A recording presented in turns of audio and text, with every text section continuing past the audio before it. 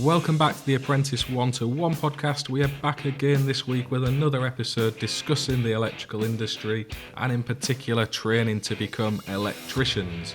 Please do get involved in the discussion around social media, link back to this episode. If you haven't already, subscribe to the YouTube channel and be sure to leave us a comment. Enjoy and catch up with you all soon. Hello and welcome back to the Apprentice 101 podcast. It is me, Mark, and I am back with the usual team, Richard and Craig. We're going to have a little bit of a catch up tonight and speak about some of the industry news that's floating around out there. Before we get into all of that, how are you, Craig? I'm good, thanks. You? Not too bad. Tired? Feels like it's been a long time since we've done one of these, which is a shame. But yeah, it's just everyone's been a bit manic, I think, haven't they? And it's busy and family holidays. Like today, I was on a school trip, mini bug picking. So, wow. It never stops the glamour that you get up to in this world, does it? That's a different way to spend your day, isn't it? Was it fun? That's the main thing. Did you enjoy yourself? Do you know what? It was all right, to be fair. Like, it was, you got to play tricks on the teachers when they're not your teachers anymore. Like, we knew one was scared of spiders, so we gave them a spider. Excellent. I love that. Brilliant stuff. Plenty of those in lofts that I've been in this week as well, so I could have brought you some extra. How are you doing, Richard? Very well, thanks, mate. Very well. Back to it, normal day-to-day stuff. So a lot of stuff going on in the background. We've got our installation event coming up very soon. I wanted to speak about that in this episode, so we'll do that first because I think it's an important event that's coming up. It's on the 23rd of April, I think that's right, is it? Down at Savoy Place in the big old smoke of London. Right down in the heart of London at IET's headquarters, which is a beautiful building. So we've got one of their auditoriums in there to discuss three key areas. So it's called Switch On to the Big Issues, and it's all safety related. So the first talk is all about the skills gap and what we need to do to bridge that skills gap, which will be quite good. Second topic is around EICRs and the bad practices and the EICRs done from the van and all that type of stuff. And then the third topic is talking about what the future's got to hold, really, in terms of issues around solar PV and battery storage and supply chain issues and things like that.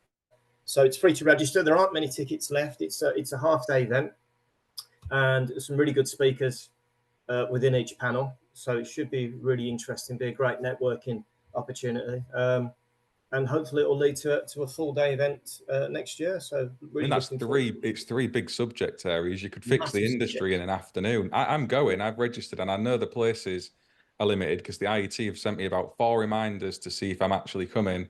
Yep. Because there's still a demand for tickets and people wanting to come and they don't have space. So it seems like it's been well received.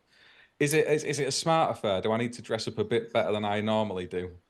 Well, it depends if you want to represent, mate, because it is. I'll be representing as always. So, but it would just be nice to.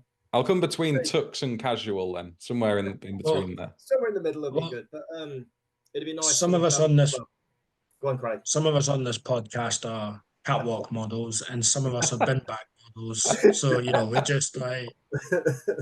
But it'll be a nice opportunity for myself to face to face meet some of the industry, heavyweights that are normally come to face with on Teams. So it'll be really nice to do that bit of networking and actually meet people face to face. But really, some really good topics and some good discussion points, which I'm hoping that a lot of it will turn into something else and it will develop into further things. But it should be really, really good. Really, really looking forward to it. It's an amazing building. You can obviously access the library and things like that. And we've got a little breakout area where you overlook the Thames and there's a little balcony and stuff. So there'll be some hot food and a drink and a beverage or two. But really looking forward to it. It's been a lot of building up to it, a lot of work in the background behind the scenes to get it together. But it should be really good. And we've never done an installation event as an organisation. We always do a product safety event, which is always towards the end of the year, but never an installation safety event. And with all the topics that we're all discussing from day to day, there's a lot to talk about. So it should be really good. So, yeah, looking forward to it. Sorry, Craig. What's positive? So I was going to say, I think what's positive is certainly since I'd say in the last 12 months or so, electrical safety first seems to be coming out a lot more publicly facing, at least from my point of view anyway. They may have always been this, but it certainly seems to be a lot more in your face now, which I think is a good thing. And I think it will help them become not more of the industry because they've always been a big part of the industry, but I suppose for a lot of people, they were kind of not always forefront in the conversations publicly. And I think the more that's coming on, the better that's becoming, in my opinion. 100%. I mean, you just look at the best practice guides that I think have turned into one of the best secrets of industry, certainly among some of the younger people who just don't seem as aware. I know when I was learning, these things were front and center because it was pre the times of the internet and you were referring to it more often, maybe. Same with the NIC pocket guides, but now it's all TikTok, Instagram, and these things kind of slip to the background when really the core stuff that's in there is the best stuff you can ever take in. So what Richard and Dave are doing, when I saw that presentation down at Bolton, or up at Bolton as it was, and I know you've got more of those booked in, which is fantastic. That needs to happen. Yeah. Lots more.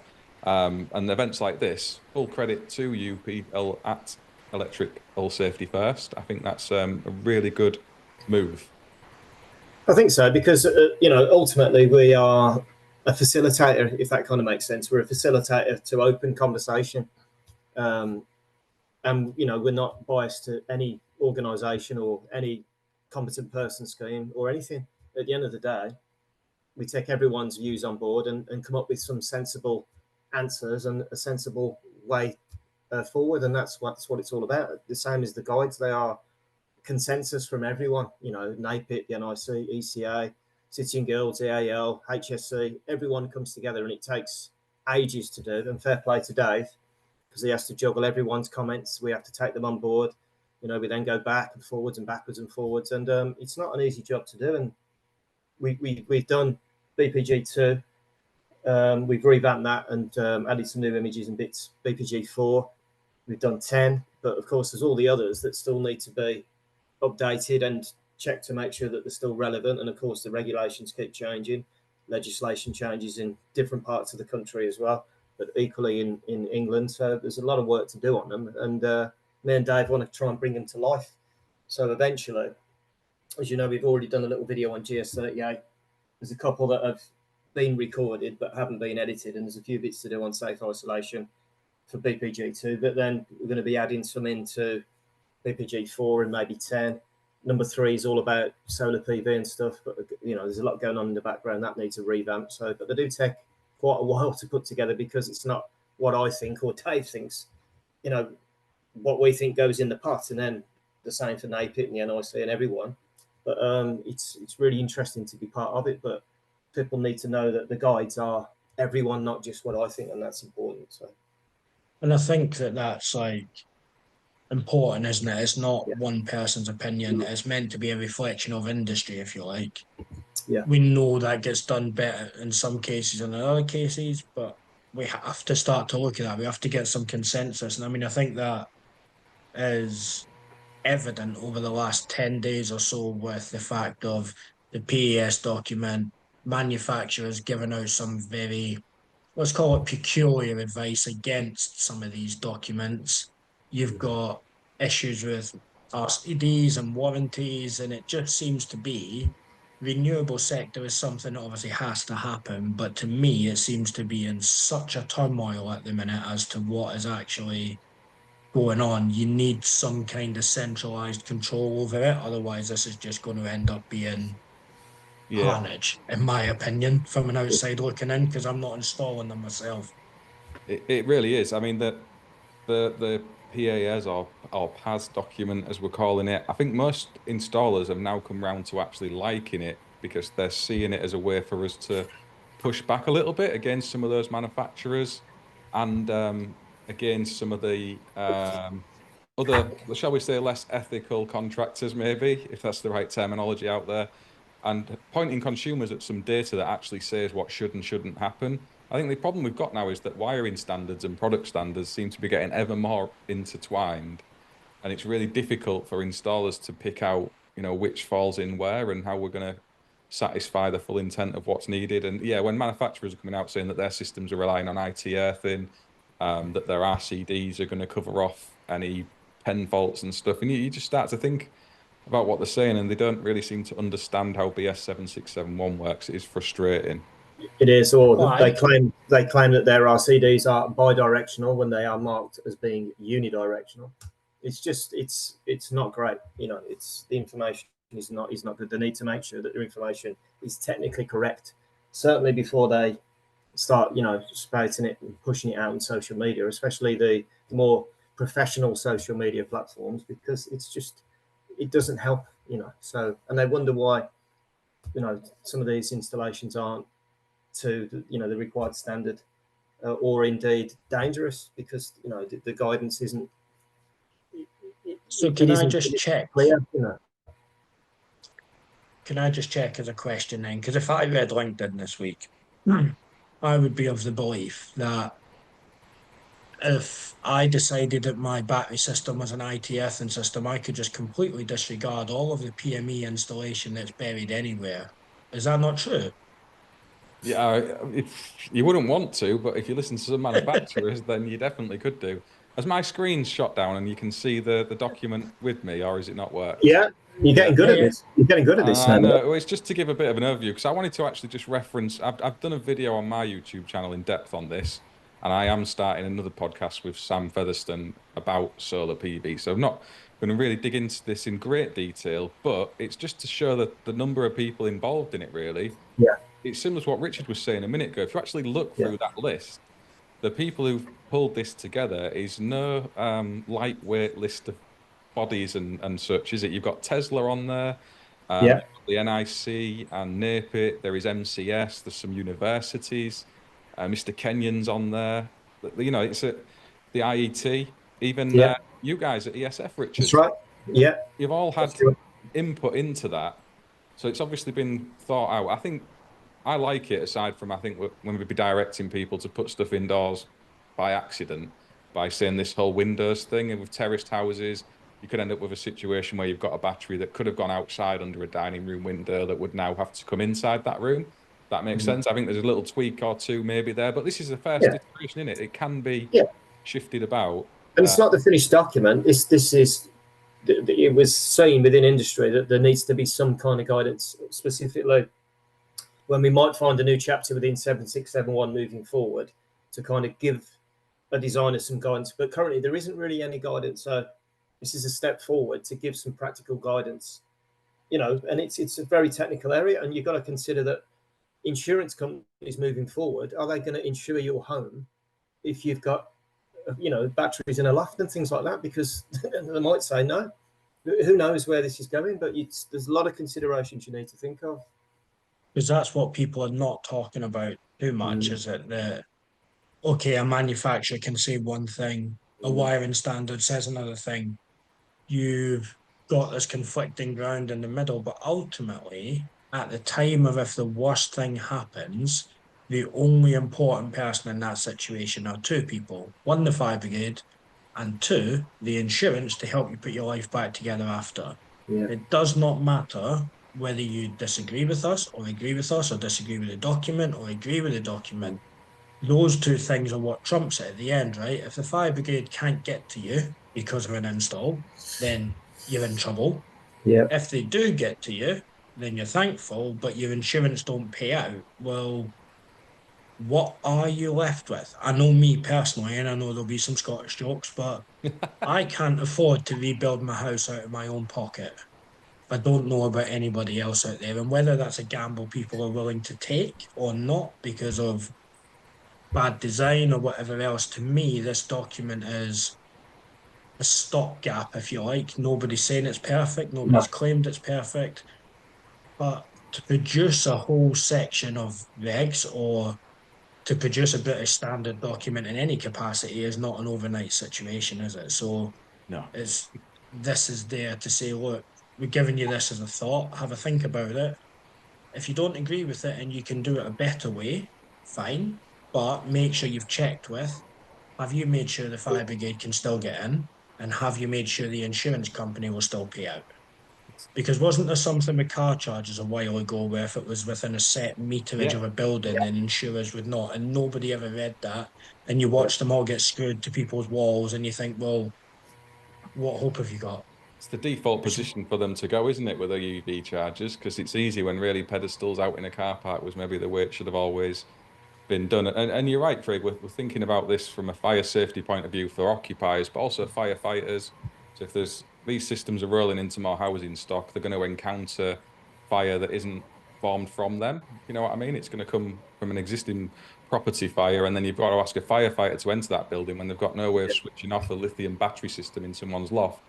No. It's crazy, doesn't it? We've got to start thinking about those guys and girls as well. There's the entanglement issue where firefighters have lost their lives, and we reacted and kind of fixed that problem. And I'm going to give a shout out to Tim Benstead. Richard will know what I'm going to talk about because he was here as well. But I saw one of the best presentations on explaining how standards work from Tim when he came to the Apprentice 1-to-1 day I did earlier on this week with Richard and Jamie and some learners who came down, explaining how the regs are put together with JPL 64 and how stuff filters down at an international level and they back things around. And, you know, when you get an understanding of what's actually going on, it explains some of the myths that float around in industry.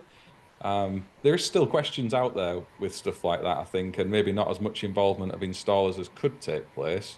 But when you hear that, yeah, I want to get Tim on and have him explain that to the audience himself because I'm not doing him justice. Yeah, for sure. People, as we said the other day, Mark, that I think that story needs to be told because it might stop then the Sparkies generally moaning, you know, I've got to buy another book, got to go on another course. It's the manufacturers, you know, they've sold all the dual RCD boards now that you want them, you know, they've got to be changed for now. Single RCBO, it's not about, it's better design. They don't worry about that. They just worry that it's just, you know, people making money out of it, and it's not the case. So yeah, it was book of knowledge, isn't he, Tim? Fantastic, fantastic chap. Really nice. Oh, what a lovely man to come and do that. I mean, he Fantastic. lives in Hull, which is pretty close to me. I didn't realise he was so nearby, and he works for the good people at Scullmore a few days a week now, I think, and heads up Right. one of the committees with JPL 64. Yeah, really nice guy.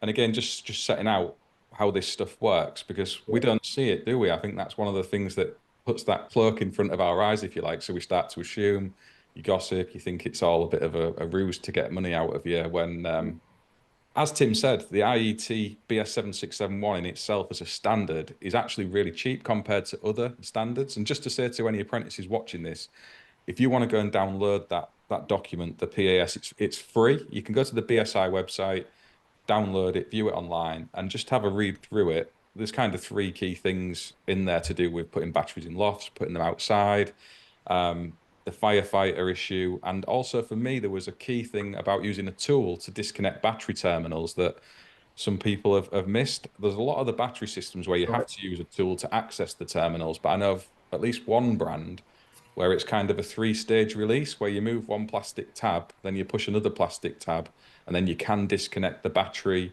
cabling while it's all still energized. And I'm not sure if that meets the intent of that or not. And it's a big brand who sell a lot of equipment, but obviously there's no tool involved. No, but there'll be a reason behind, you know, for the purpose of that.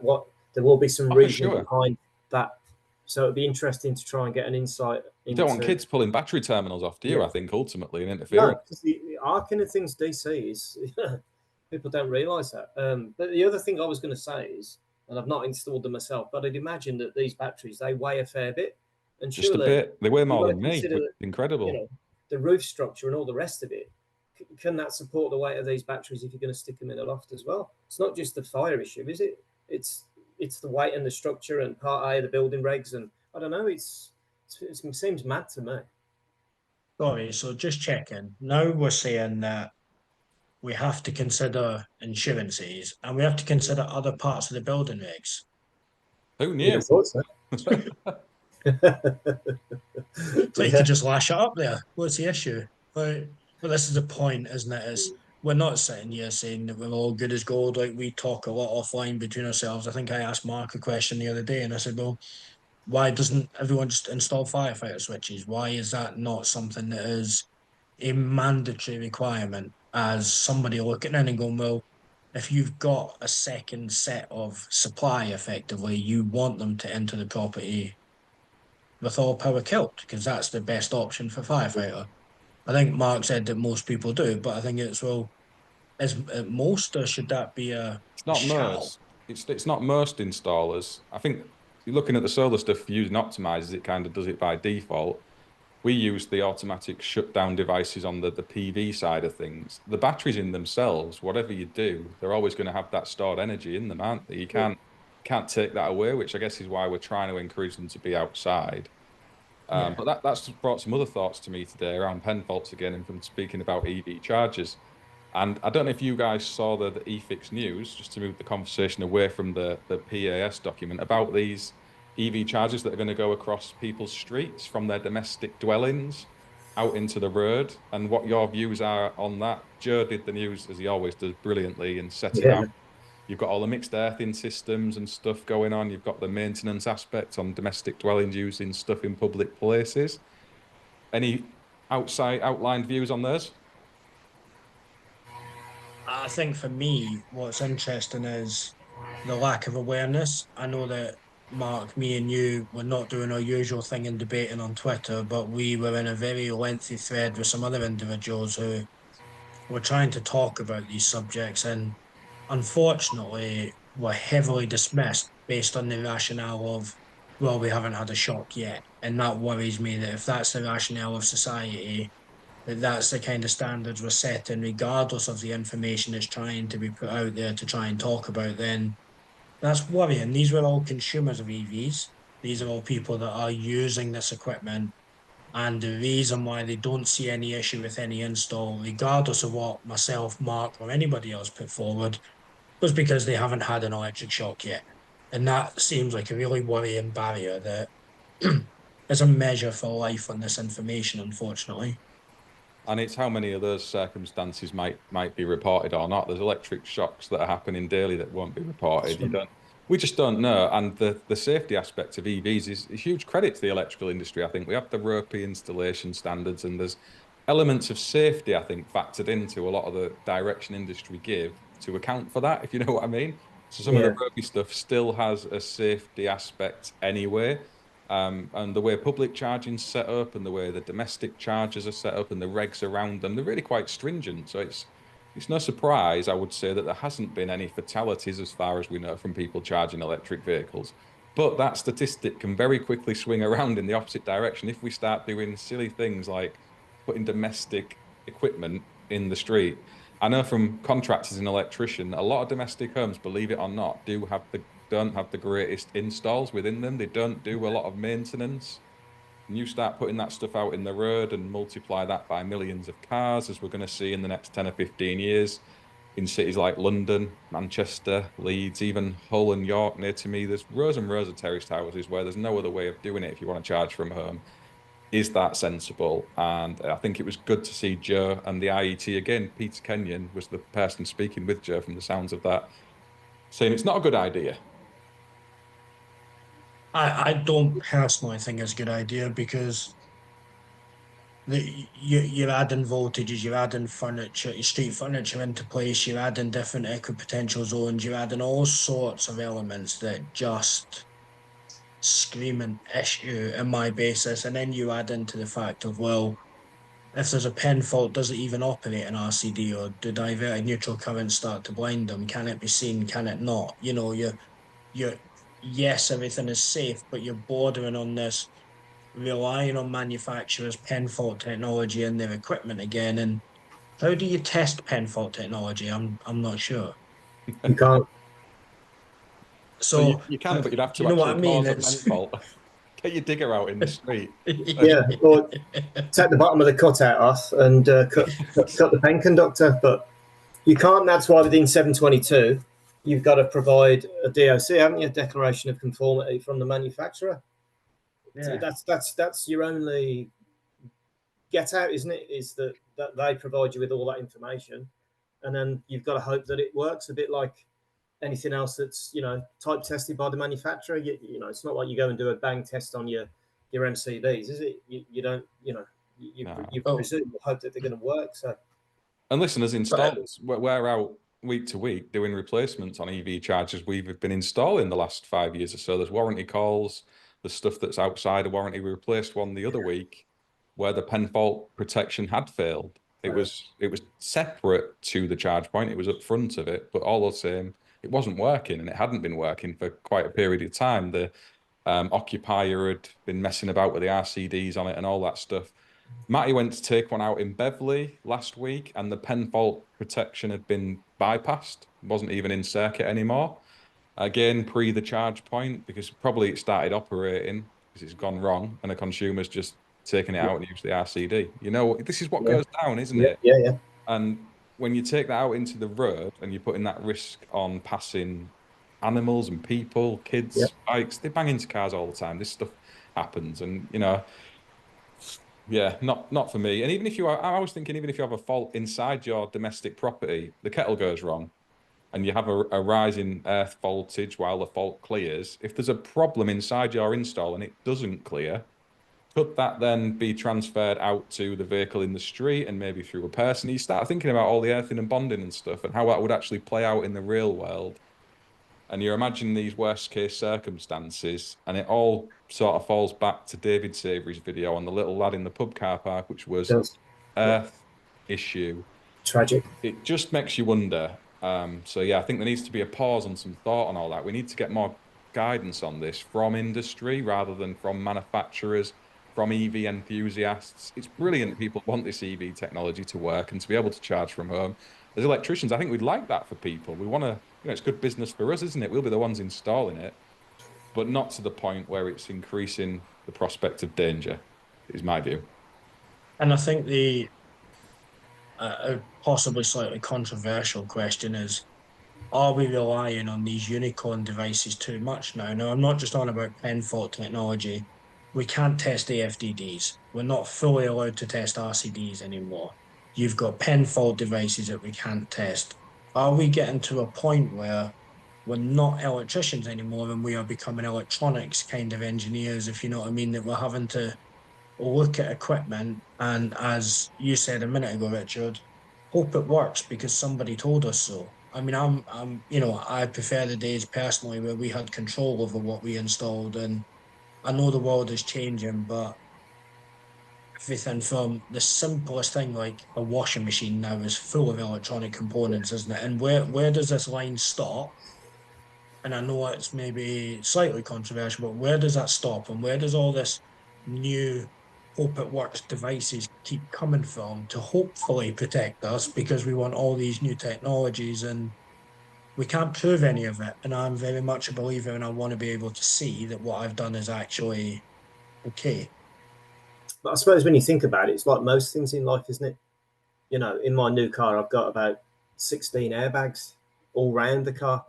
It's true. It started off with no airbags. And then, of course, you got one on your steering wheel, and then they added one on the passenger side in the dashboard. And then you ended up with a couple in the chair. Then they, with it within the A pillars and stuff. And I don't know if they're going to work. I hope they are. You hope. So if you think about it, there's a lot of things like that within industry. But I know what you're saying. You don't sleep easy knowing that you are relying upon, and we've always relied upon manufacturers, so it's not really changed as such. But you just hope that it's going to work, and I suppose you'll be tied to certain manufacturers that you've kind of always used.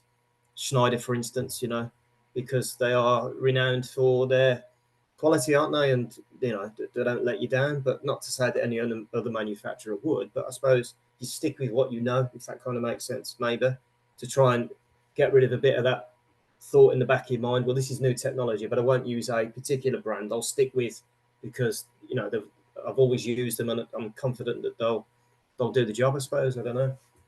And the world has to evolve, right? Sure. Technology does have to evolve. Electrical installs have evolved since we Yeah. first started looking at them, and predominantly for the good. I guess that comes back to the confusion, though, of we're relying on manufacturers, but some of the information getting put out by manufacturers is maybe not as Yeah. good as we want it to be. Yeah. We kind of need to try and close that gap a little bit, which I think a lot of these documents and a lot of these committees are now trying to focus on. Yeah. It would be good if manufacturers would come and talk because a lot of the time, in my opinion, they put something out there, you raise a question, they go quiet, they don't come back and answer. We're not trying to embarrass anybody, No. We as installers need to understand. We are your customer. Please help us understand. And it's that bit for me that is missing right now, which is leading you guys to have to sort of put PAS documents together, the regs to have to come up with new information, because we're having to guess on some of the conversations that they are not coming back and helping us with, is my view on it anyway. Yeah, I wouldn't disagree with that. I've had questions in, I'm not going to say the brand, but around specific products to do with neutral earth bond relays and adding more of their battery systems together. And I've had those questions in for months. This is stuff that they say the product was supposed to do and still doesn't. And you kind of get different answers week to week, which doesn't fill you with confidence. I think it is the blending of wiring and product standards. I think they need pulling apart a little bit. It's probably been well intended. I think that the wiring regs tried to fill a gap that manufacturers had created, and it's maybe ended up a bit too intertwined, maybe, just looking at it from outside. But yeah, it's really, really hard, especially with EV and PV, that standards tend to be 4 or 5 years behind, as Tim again explained the other day, from what we see today. So it's not easy for them to react and fix in a rapid way, which I guess is where this HAS document comes in, and the IET standard that they put out, that 01 or whatever it was the other month, that there is maybe tools they can use that are a bit faster reacting to industry, possibly. But yeah, it's really hard, isn't it? I don't know what the answer is there, to be honest. Yeah, I very, think very, yeah, very difficult, isn't it? Things are moving on at such a pace, and we're trying to keep up with it. But it's crucial that as you say, that the information from the manufacturer is correct, because surely it's got to affect your design, and that will in turn affect the cost of the job and actually you maybe winning the job. But if you design it incorrectly, what's to say in a year, 2, 3 years time, it's found that way of doing it at the time is a potential risk or dangerous? Who foots the bill for that? Do you have to go and fix that, or it's not good. I mean, yeah, it's not great. It's happened already. I don't know if you saw Sotter's video from a My Energy charge point that he'd fitted. I did some My Energy change training on the Zappi years ago, and they used to tell you, no, we're the only brand, there were other ones No. that said the same, that you didn't need upfront RCD protection because they had RCD protection built in. But when you actually delve into it as time's moved along, those things are a very short summary, an electronic variety rather than the That's right. mechanical variety that we're used to, and they don't meet the intent of the regs. And now some of these brands have come out and said, oh no, you do need a physical RCD up front of the products. And these warranty recalls now with these products that I've been saying are going on, we get them week to week. You're starting to go out to those, and the manufacturers are saying, oh, your warranty's not in place because you don't have an RCD up front of the product. And you're like, well, you can't have it that way around. That's not how these things work. It's not fair on the installer. So that is a great point, Richard. I worry about that. 5 years down the line, when these warranties and insurance policies are still in place, will one of these manufacturers turn around to my customers and say, he's installed that wrong, when we installed it to the standard that was in place at that time? But equally, whose name is on the certification in the design section? It's not Exactly. theirs. No, exactly. It's yours. It's yours, Exactly. isn't it? Or Exactly Craig's, the worry. And what's hard with some of that, I think, is I, like you, Mark, I done My Energy's training when it first came out. I didn't do any other manufacturers ones purely because I was in colleges. I wasn't on the tools at the time. And that was said. For me, where this becomes a real grey area now is you go, well, what comes first? What supersedes that? Is it the regs or is it manufacturer's instructions? Because the manufacturer instruction told you you don't need to. But I believe since the 17th edition, maybe Amendment 3, that requirement of what RCDs were recognised by the regs has always kind of still been in there.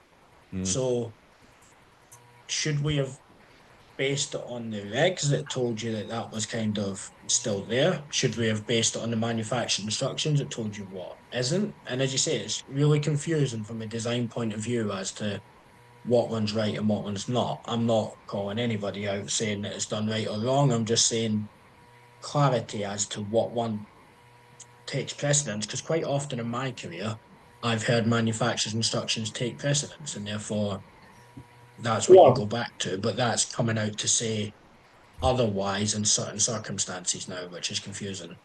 Well, if you go back to 7671 and the latest version of it, 134.1.1, talks about good workmanship by one or more skilled or instructed persons, and proper materials, well, it's always a discussion about what's proper. Of course, they've got to be used in the erection of the electrical installation. But then, of course, it goes on to say the installation of electrical equipment shall take account of manufacturer's instructions. So it's a shall. It's an absolute. It means you must, but you're quite right. Which takes precedence then? The standard, in other words, 7671, or the manufacturer, when the manufacturer has actually got it wrong and backtracked. Yeah. That'd be an interesting conversation if anything was ever to happen in a court of law. And that's why you'd have to try and keep or have to prove you've done everything as per the manufacturer. Because if My Energy's original installation instructions stated that there's a BSCN 61008 device built into that charger, which it did, because I've still got a copy of it. Yeah, I was going to say it did say it. And it's also got the RDCDD device, BS62, whatever it is.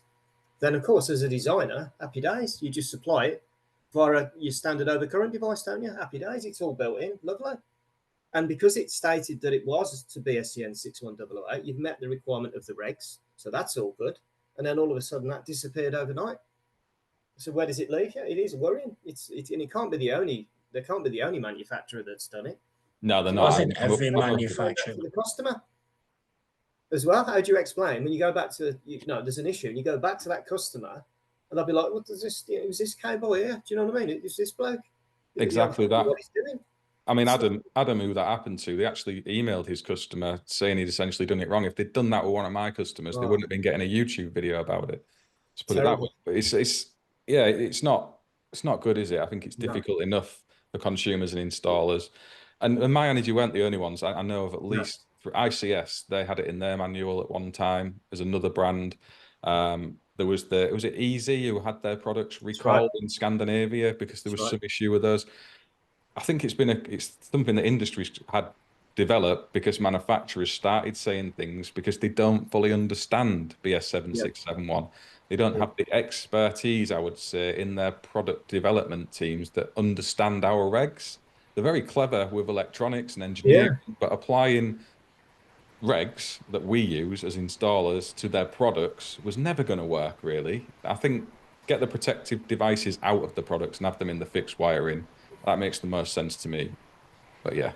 I mean, no manufacturers are going to watch us, but if anybody did, we're not asking people to come on here so we can try and embarrass them, like I think we said earlier.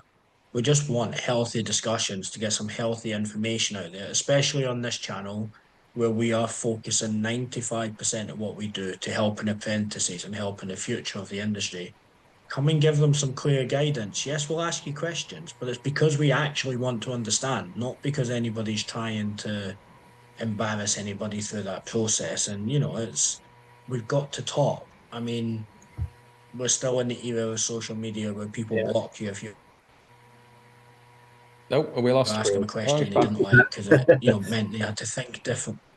Oh. I was just saying, I think they need to come and talk so that we can help, so we can understand, so we can get good information out to apprentices and we can move forwards as an industry. Because if everything in the industry is moving quick, then surely the best way to keep up with that is to make sure the installers know what they're meant to be doing. And make the information easy to find on the websites as well. So if you need to go and get a DOC, a Declaration of Conformity, for whatever it is you're installing, have it so it's easy to find on the website. You can download it and keep a copy of it to attach to your EIC and all the rest of the paperwork. Make the information available. If you claim that it's to a specific standard, make sure that there is a technical file that you can go and download. So if you get questioned by it or something happens in the future, you've done everything you can as a designer. You've followed the guidance that's there and you've done everything you can. Like our good old friend Darren Cranis always says, that the technical file should be available. And if the technical file is available, there's no problem. If it's not available, you've got a question as to whether that piece of equipment, protected device, whatever it may be, is to the relevant standards. Simple as that. And Sparky's, you ain't going to have access to the equipment safety standards and all these other standards because they're all lots and lots of money. And even if we did, would we fully understand the product standard? We wouldn't. It's difficult enough to follow and understand our standard, never mind theirs. But there's got to be more out there to help I think. And if, you know, this the stuff needs to be made available so we can get it and find it and use it. And you're not asking them to reinvent the wheel, right? No. Because wholesalers do this on 90%. I mean, we use Cities a lot as a company, and I go on their website and I go, I don't know, I want a bit of steel conduit. I open the steel conduit, I go on the page of that, and underneath it says technical data sheet, and I can download that and I've got the information. If I need to do lighting design, I can go on to, I don't know, Fagerholt's website, for example, and you've got the lighting file, you've got the data sheet, it's all there. This isn't something that is beyond the realms of technology and what's already out there. We're just asking you to make it easier for us. Easy to find, yeah. And to pull it back to a physical product for a minute, if we've got an RCD and you are testing it, are you pressing the button first or are you testing it with your MFT? Good question. So- And if you think of it, an RCD as we know it is a mechanical device, isn't it? Ultimately, there are moving parts in it, a bit like a contactor or maybe a rotary isolator or something. There are moving parts in it.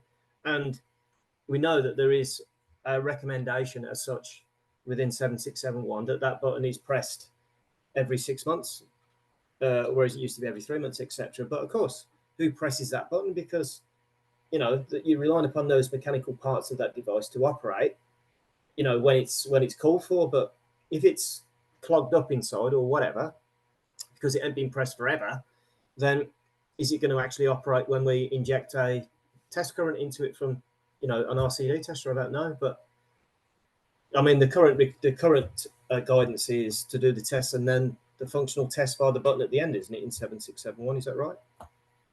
But I think it maybe contradicts part of that in Guidance Note 3. I'm not sure. I think Guidance Note 3 maybe says the button first. I'd need to double check my reference on that. I should have a look while you're talking because I've got it in front of me. But I suppose it's an engineering judgment based on a safety concern. Do you want to put your hand on the consumer unit? Because let's be honest, it depends where you are, right? Commercially, there should be maintainability, compatibility, all these other considerations taking place within the install.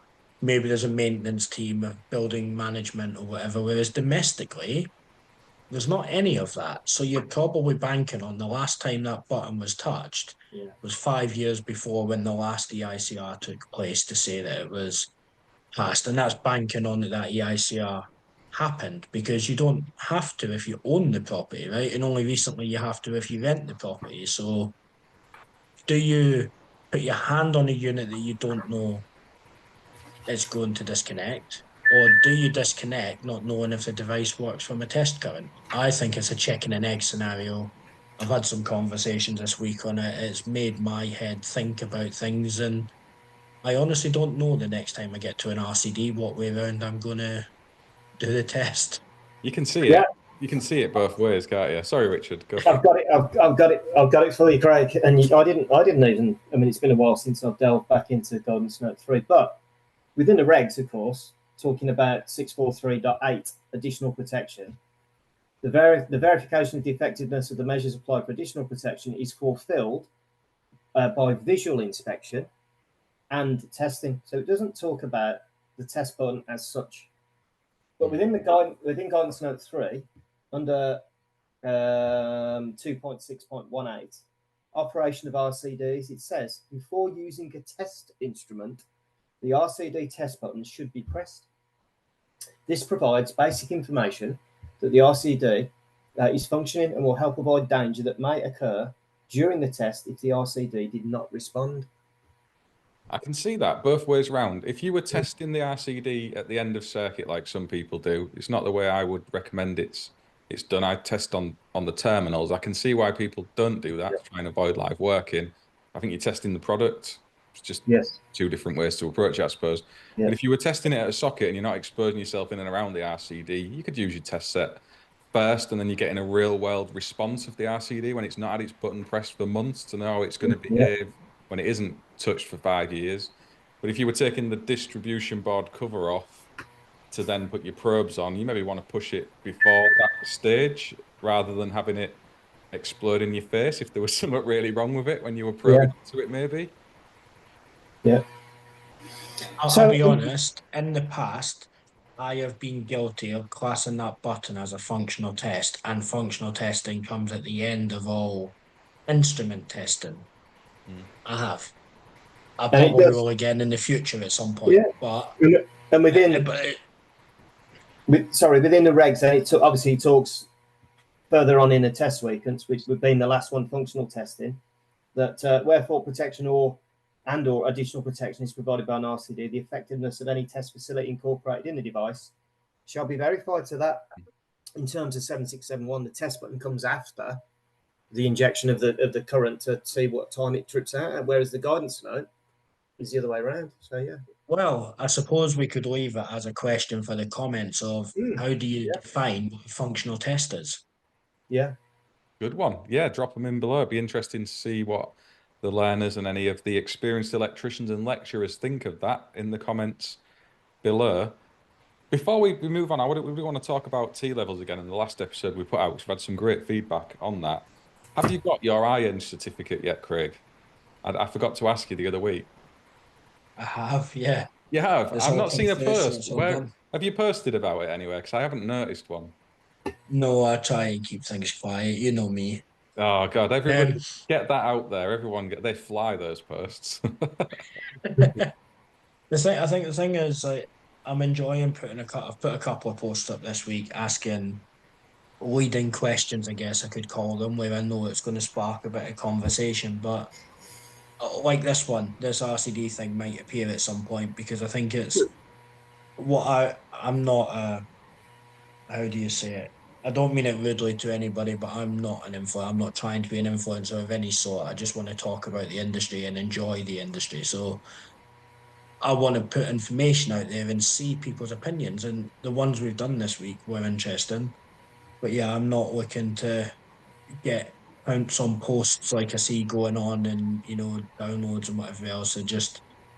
I'd get too obsessed and too weird about it. So It's just good conversation, isn't it? It's just great yeah, conversation. I do look forward to these podcasts because it's just sparky chatting, but it's some really important concerns and issues that are floating around, and they're never going to go away unless people collectively, get together and try and come up with something sensible. I think that's the way forward. So I mean, you've organised this great event, or a part of the team organising this great event for could say the top parts of industry, and we've spoken yeah, about a lot of the topics you're covering at grassroots here for apprentices. So that's right. it's important to the trade, top to bottom. The TLevels chat last week, and Yeah, the number of lecturers who've messaged me saying, that was really good. We're not currently offering TLevels because we're terrified of it. Is the short story, and they need to get on board with that now because the date's inching ever closer. And we've got Alex Robinson from EAL who's going to come on next week, and he's going to give a bit of a view from an awarding organisation. Is that what they're yeah, called, Richard? yeah, yeah, yeah. Yeah, so he's going to give a view from their side of things on how TLevels are supposed to be delivered, I suppose, and getting a bit more discussion in and around that. But I don't know if either of you guys have had any feedback through the course of that podcast or any other experience of TLevels out in the wild. I had experience of planning them. I have mixed debates about them. I am meant to be doing some marking of them over the summer for City and Guilds. Um, the bits that I think are hard for me is we struggle to deliver the technology in colleges currently. And all these T levels are coming out with new technology, which I agree needs to be in the education system.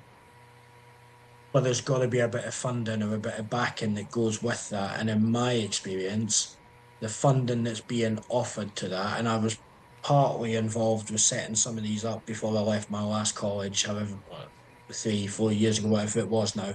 Um, but I didn't feel like the backing was there to generate all of these classifications. I also think we struggle with teaching the qualifications as they are. So, how are we going to get the expertise into teaching these new requirements? Because lots of the new requirements on the ones that I've looked at are modern technologies, which we are still learning about installing ourselves now. So, how are we going to deliver that at a level that needs to be delivered to make it safe? And my final point is there's a real crossover for me now between T-levels and apprenticeships. An apprenticeship was always your work-based experience. The T-levels, the last time I looked, worked out that you basically went to work for an employer 2 days a week for the whole academic year for the 2 years of your T-level. Um, why would I take an apprentice? Why would I not take two T-level students and not cost yourself any money effectively? I don't think that helps industry. I certainly don't think that helps the skills gap that Richard's going to talk about at his event. But that's kind of my questions on it, I think. And the last one, sorry, was the entry requirements for T-levels. Most places are saying that they need to be higher than the current entry requirements for colleges now. That's right. And I think every statistic I have seen has shown that GCSEs are in decline, never mind A levels. So, how you're going to get people technically developed enough to go on to these qualifications that we are now making academic instead of trade? Um, yeah, there's just a lot of questions, and I look forward to next week because I'll ask some of the questions to see where they sit. But that is from the small bit of involvement I've had of sort of 12 months or so with them. They're my questions, I guess, and I don't know the answers. Yeah, I mean, Andrew gave a good overview on last week's episode from a lecturer's point of view, but it's going to be really good to see what Alex has to say on that as well. And hopefully, the information will help employers, lecturers, and trainees as well. That's what this podcast is all about. Is there anything either of you two want to mention before we draw this one to a close tonight? No, I've had a couple of email exchanges this week with Alex, even though I'm out of the teaching and learning game. But I had a number of concerns as well, similarly to Craig. You know, when you've spent that long of your life doing it, you always think about the learner. And a lot of it was around, mapping in the units that they've got from the T-level into an apprenticeship framework, etc. And all around this, they don't automatically map in because they're still going to be subject to some kind of skill scan. He has, fair play to him, responded to me, but I think there's a little bit more I want to dive into that, so I'm really looking forward to that next week and try and find a bit more out. But yeah, fair play to Andy. He's kind of designed the whole delivery of the knowledge units to be able to enable him to be able to run that T-level. So fair play to him, because that's not easy, and people don't see the amount of time and preparation that goes into delivering any qualification, never mind something as complicated as that. But yeah, I'm glad I'm not in the that particular rat race anymore. But yeah, I look forward to that next week. It'll be interesting. Craig, anything you want to add? Just, I think we're going to, not yet, but in a few weeks, we're going to start to look at some earthing and bonding, aren't we, and try and help apprentices with that as our next kind of sort of topic. But I guess we want to know what they would like to know on that so that we can pace it at what they're looking for, and trying to base it more on installs and equipment like we spoke about tonight, rather than your traditional what is a TNS and what is a PME, and because that's been covered to death. So what are they coming up against? What are they seeing that they want us to give our opinion on? We're not saying that we are right. We're saying that's our opinion based on the information we get, and then that will give us a base to talk around with that sort of stuff as well.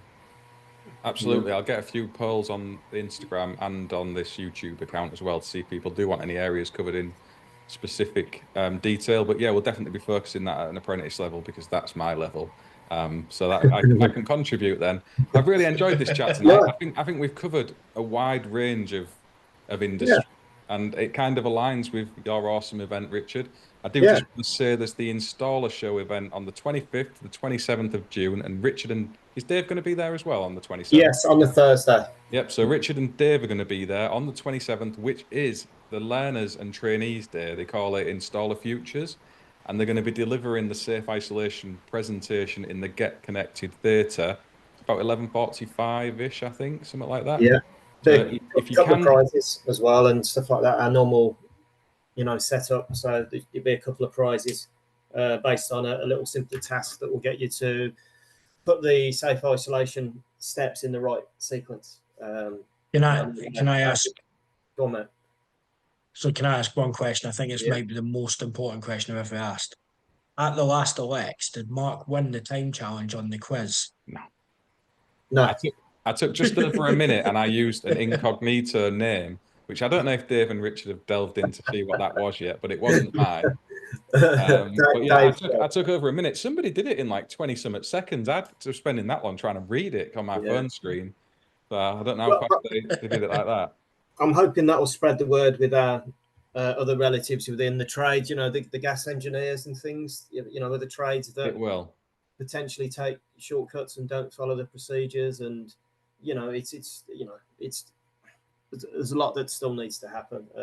And just one final thing, because we haven't touched on it, but it was a pleasure to come and see you Monday, Mark, and I enjoyed passing on a bit of knowledge with some of the learners that turned up. We covered a little bit on safe isolation and some of the procedures, some considerations, a little bit on some testing, and we looked at bending a bit of conduit, which was quite interesting. We did some back-to-back bends and some double sets and things like that in preparation for AM2. So it was great. It was a pleasure to be there. Thanks for the invite, and just showing it was raining, but yeah, it was good. No, cheers for coming, Richard. You, Jamie, and Tim, absolute superstars. I really enjoyed that day. We didn't get everyone rocking up who was supposed to due to an issue with one of the larger companies that will remain nameless, but it was still a good day. And maybe we'll do it again, but next time out at a college somewhere, rather than asking everyone to come up to Scarborough for terrible weather and fish and chips. Thank you everyone for watching this episode. If you've got any questions, please do drop them in below related to anything we've been talking about or stuff to speak to Alex about next week around TLevels or the earthing and bonding series we've got coming in a couple of weeks' time. And otherwise, we'll see you on the next one. Cheers all. Thanks, man. See you guys.